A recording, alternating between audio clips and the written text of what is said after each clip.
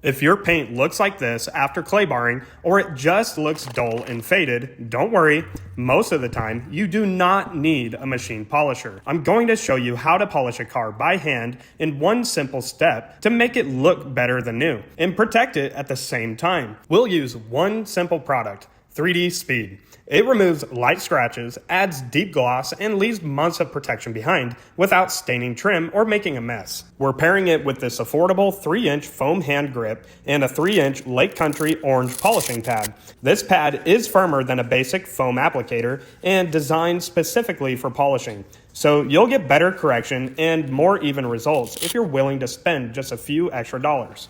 Alright, first, make sure you thoroughly shake up the bottle for consistent results. Now, we're going to prime the pad with product. This prevents dry buffing and helps it glide smoothly across the paint. After that, you'll only need a small amount for each new section. Before polishing, proper prep is important. No matter how dirty, at a minimum, wash, rinse, and dry the car. For better results and a smoother polishing experience, it's a good idea to clay the paint to remove bonded contamination.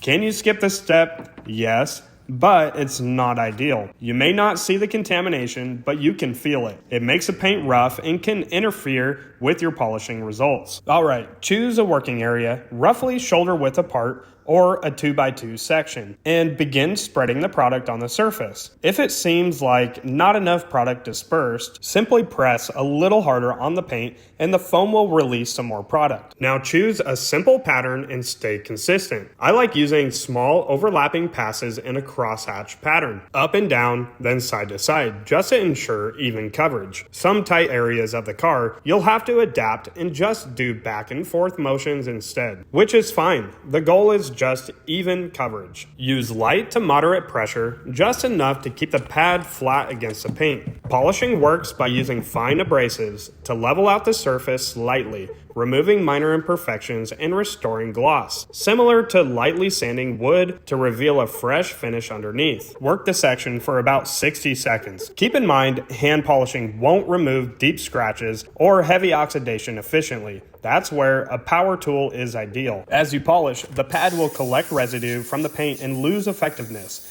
Clean it before moving to a new section. I use compressed air, but a simple pad brush works just fine. Now use a high quality microfiber towel to remove the residue. After putting in this work, the last thing you want is to scratch and mar the finish again with a poor quality towel. With this product, there's no need to let it haze. You can wipe it off right away, and it buffs off effortlessly while still leaving protection behind. Fold your microfiber towel into quarters and lightly buff the surface in short, controlled strokes until the residue is gone.